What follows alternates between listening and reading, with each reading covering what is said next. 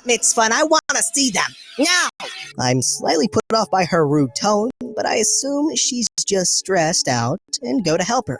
After looking through all of our best necklaces, she's still not satisfied. No, where's your good jewelry? Ma'am, if these selections are not to your liking, I'm sure I can help you find another. I want that one.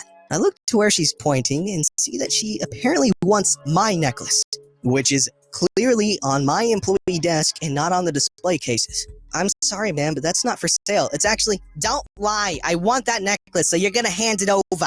Listen, it's an heirloom. My family values it more than anything. Leave her alone, Mom. I can get another.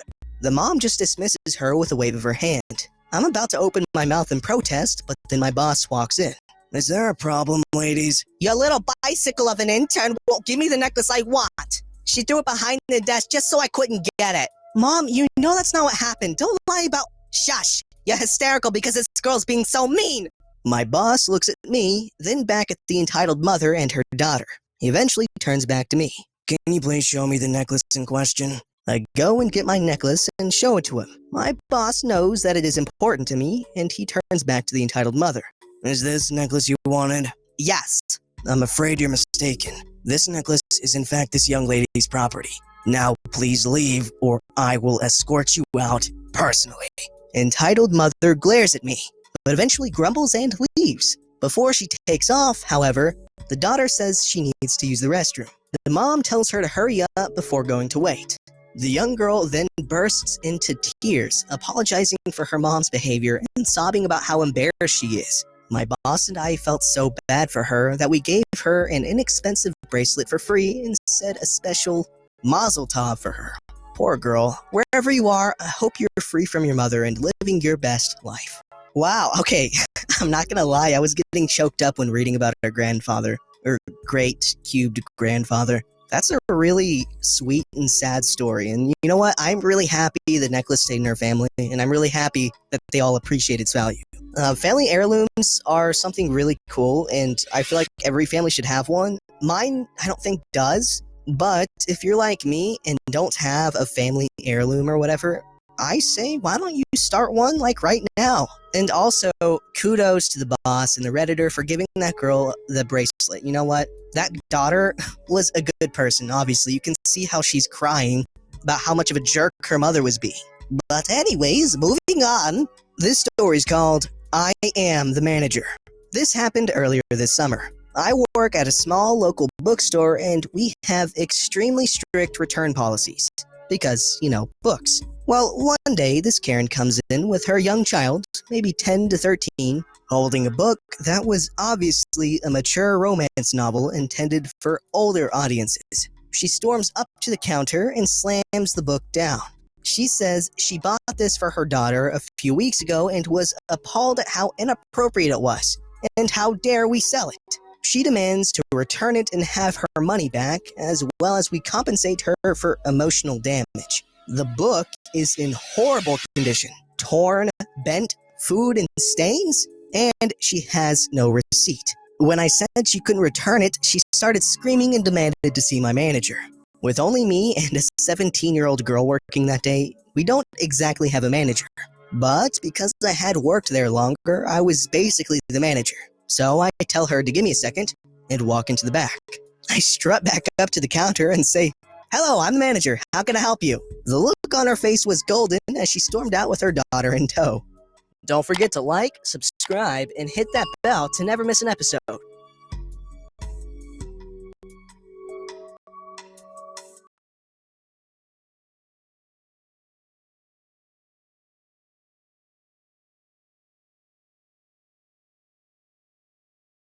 What's up, guys? Welcome to Daily Dose of Reddit. This is your host, Zach, and today's subreddit is r/I don't work your lady. This story's called I Panicked and Spoke Spanish. Fun little factoroni about this little story. We read another story by this Redditor here. It was called, I Must Work Here Because I'm Filipino. It was a few videos back, but, I like to point out when we read continuations or stories from the same person. Anyway, it's called I Panicked and Spoke Spanish. So a few weeks ago, I posted a story about this rude lady who insisted I worked in a bookstore because I'm Filipino. I was talking to my friend during lunch the other day, and I remembered another I don't work here lady incident when I was in Hong Kong, nearly 2 years ago. Not as ridiculous as the first one, just hilarious, on my expense at least. When this incident happened, we were in a clothing store in Ocean Center. Maybe Uniqlo or H&M, I can't exactly remember which. I was in the process of returning the clothes my mom decided she wasn't going to buy when this older lady grabbed my arm and started asking me a question. I won't call her Karen because I didn't stick around long enough to measure her level of entitlement, even if the arm grabbing was already pretty rude in and of itself. So I'll just call her Old Lady. Old Lady is talking and gesturing to the clothes in her hand. If I had to hazard a guess, she might have been asking for a new stock or something. My brain freezes and goes into a low-key panic mode because, 1, Old Lady grabbing my arm really caught me off guard, and 2, I do not speak a lick of Cantonese. I recognized that she was speaking in Cantonese, but I had no idea what she was saying.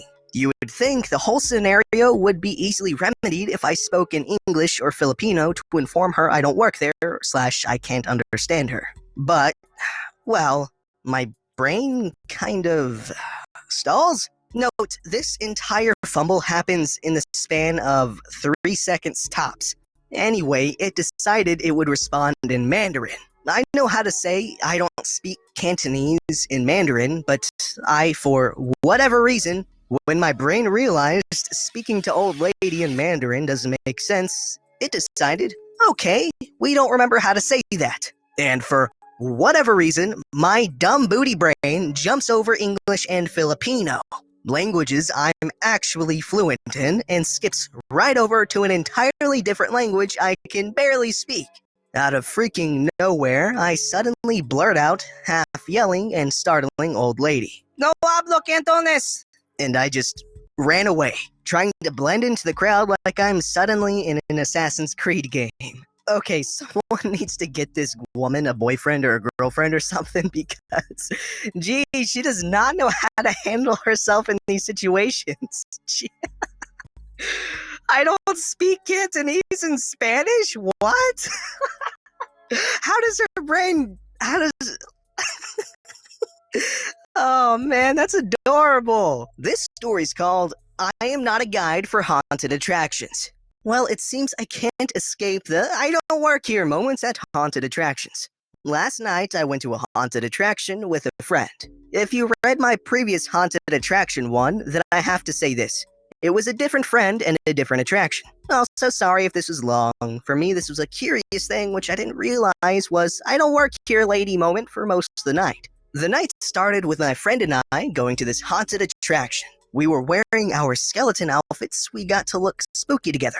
You can wear costumes to these things. When we check in, the lady at the window stopped and asked what I was doing out of costume. After we chatted for a bit and her showing me a photo, turns out someone who looks just like me works there. I showed her my ID and she laughed at the strangeness of it all. My friend and I thought it was funny too.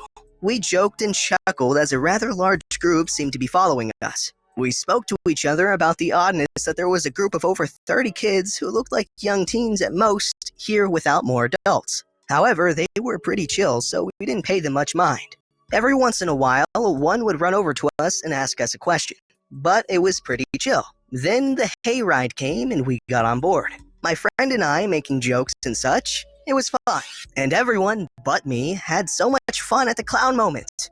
I am scared of clowns, and the clowns use this to their advantage to have me say the iconic horror line, "He's behind me, isn't he?" And the clown saying stuff like, "We know where you live!" All in good fun. And since we knew some people who worked at this attraction and playing the clowns, they pretty much pulled me around the hayride for kicks.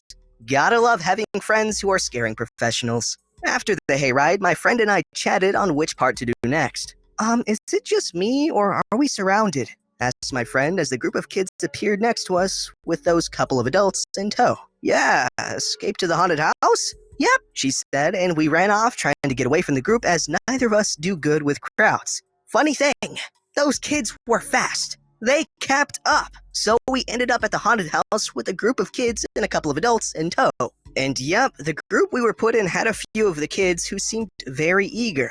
And yes, questions ensued. My friend and I tried to ignore the kids. However, that was much harder this time, as they would go the wrong way, try to hit the actors, or, not even sure how, get stuck on the set pieces. As my friend and I knew some of the actors and how hard it is to put on the show, we were doing our best to keep these kids from making a mess of things. It was like babysitting without getting paid, yet with awesome things around. Bright side was no one complained about the fact my friend and I were having fun trying to spook each other out too. I mean, I did disappear at one point to the haunted house as part of a magic act, only to jump out from behind a tombstone at the graveyard. Best placement of an exit tunnel ever. After the haunted house, my friend and I got some drinks because we were thirsty and pondered about the bathroom. The kids were still nearby and asking us for permission to do stuff like get drinks. To which we said, why should we care? If you want to, you can. You just have to buy it, so if you don't have any money for it, you can't get it. So we went to the haunted maze. Again, kids from the group were following us. By the time it was our turn, the whole group of kids were in the line with a couple of adults in tow. At this point, I was questioning if those adults even knew how to speak. And true to form, some of the kids were in our group. This wouldn't have been much of a bother if it wasn't for the fact that when things suddenly turned black and completely dark, I was clung to by a screaming girl. That would have been okay-ish if it wasn't for the fact that when she tackled me to cling to me, she got my neck, so she was choking me. So in the middle of the maze, in complete darkness, I am struggling with a young teen girl who is pretty much hugging my neck. It would have been funny if I was able to breathe. One of the other kids got the girl off of me, and I panted for air. Besides that moment, the maze wasn't bad. Yet again, stopping the kids from fighting with the actors. After the maze, my friend and I decided to eat some Halloween foods like fried Oreos and pumpkin ice cream. We were sitting as we noticed the kids were waiting for the other kids. We only noticed this. The kids were getting their after-event snack or whatever. I was tossing out our trash as the one boy yelled,